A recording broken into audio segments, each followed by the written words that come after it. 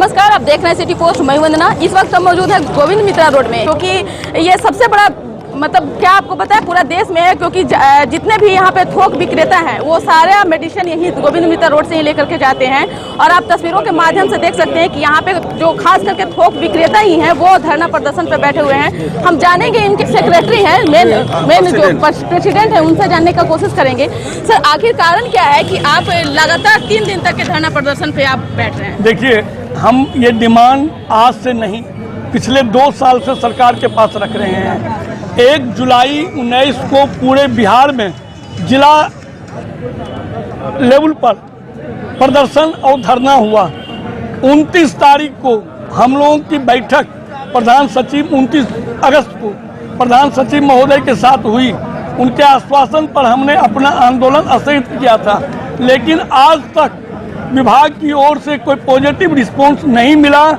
उसी के जवाब मैंने अपनी आवाज़ को माननीय मुख्यमंत्री जी के पास, माननीय प्रधानमंत्री जी के पास पहुंचाने के लिए हम लोग 3 दिन की बंदी अभी किए हैं, क्योंकि हम भी बताना चाहते हैं कि आज भी 99.5% दवा की आपूर्ति हमारे चैनल के माध्यम से बिहार और देश में हो रहा है।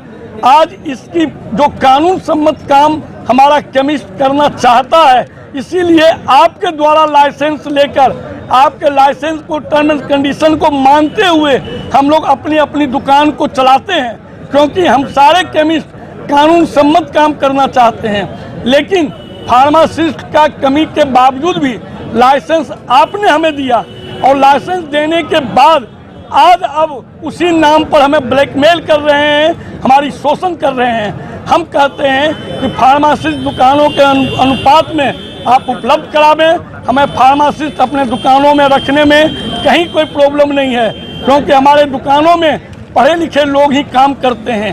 और उल्टे फार्मासिस्ट समस्या दूर करने के बदले उल्टे 29/3/19 को विभाग के द्वारा एक इंस्पेक्शन के लिए एक SOP बना के दिया गया है, जिसका हम विरोध करते हैं, क्योंकि जिस दिन से वो विभागीय आदेश 29/3/19 को 262/15 के रूप में आया, उस समय से और अफसरशाही और इंस्पेक्टर राज हमारे केमिस्टों के ऊपर बढ़ गया है।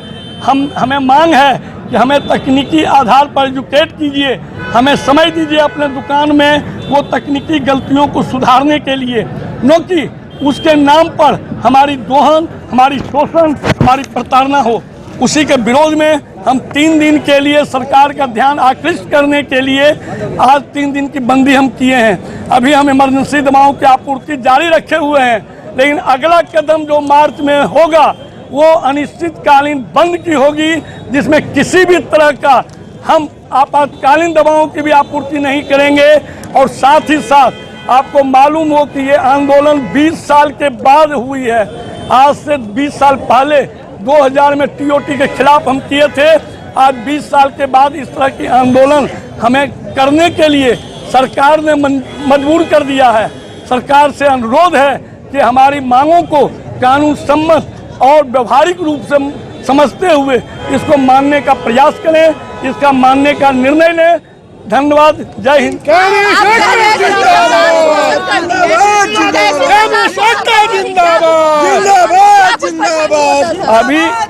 अभी जैसे शोषण का तरीका समझिए, नहीं, हम कानून सम्मत काम कर रहे हैं। हमारे एक दिन की दुकान चलाने में दुकान के हैसियत के हिसाब से 10,000 20,000 प्रतिदिन खर्च होता है। एक टेक्निकल आधार पर हमारी दुकान के लाइसेंस 15 दिन के लिए सस्पेंड हो गया, 10 दिन के लिए सस्पेंड हो गया, 1 महीना के लिए सस्पेंड हो गया। तो समझिए कि 30 दिन के लिए सस्पेंड हुआ तो मेरा 2 लाख रुपया नुकसान तो हो गया। आमदनी की बात छोड़िए, 2 लाख नुकसान हो गया। साथ ही साथ आप लोगों के ऐसे बुद्धिजीवी के लोगों को लगेगा, अरे ये नकली बेचता है इसलिए इनकी दुकान सस्पेंड हुआ है। ये नहीं कि बोर्ड टेढ़ा टंगा हुआ इसके लिए सस्पेंड हुआ है। मैंने आपको दिखाएंगे, इंस्पेक्शन में लिखता है कि साइन मैंने लाइसेंस इस दीवार में नहीं टंगा हो, इस दीवार में टंगा हो। अगर हम गलती से इस दीवार में टांग दिए तो वो कानून का उल्लंघन हो गया और उसके लिए हमारी लाइसेंस सस्पेंड हो गया। नहीं, तो उसके लिए उनको पूरा चीनी डाल के चाय पिलावें, पूरा उनको मिठाई खिलावें, पूरा उनको बिस्कुट खिलावें। हम नहीं बोलना चाहते हैं क्योंकि हमारे पास कोई प्रमाण नहीं है, लेकिन आप खुद समझें कि हम कहना क्या चाहते हैं, शोषण क्या होता है। लेकिन सरकार तो कहती है कि हॉस्पिटल में, खास करके जो सरकारी अस्पताल है, उसमें इतनी दवा अवेलेबल रहती है ताकि मैंने फार्मासिस्ट को कोई ऐसा। आज आप खुद सर्वे कर लें कि सरकारी कितने डिस्पेंसरी में फार्मासिस्ट के द्वारा दवा का वितरण हो रहा है। आप खुद पूरे इंडिया में सर्वे कर लें कि आज बॉम्बे, साउथ, बेंगलोर, मद्रास, दिल्ली, हमारी दुकानें 24 घंटा 7 दिन खुली रहती है। एक दुकान में कम से कम 3 फार्मासिस्ट की जरूरत पड़ेगी लेबर लो के हिसाब से। क्या 3 फार्मासिस्ट उपलब्ध हो सकता है पूरे इंडिया में?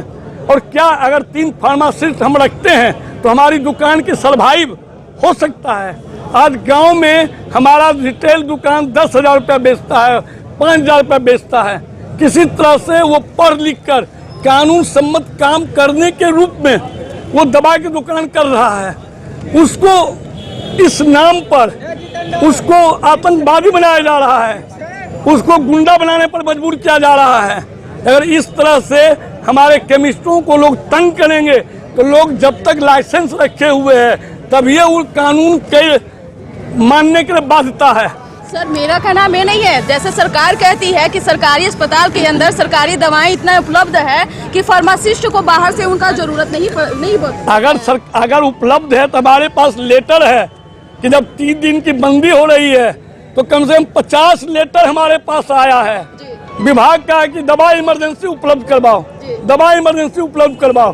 क्यों आग्रह कर रहे हैं? क्यों हमारे दुकानों को धमकी दे रहे हैं? अब दवा उपलब्ध करवाइए। हम कहाँ रोक रहे हैं?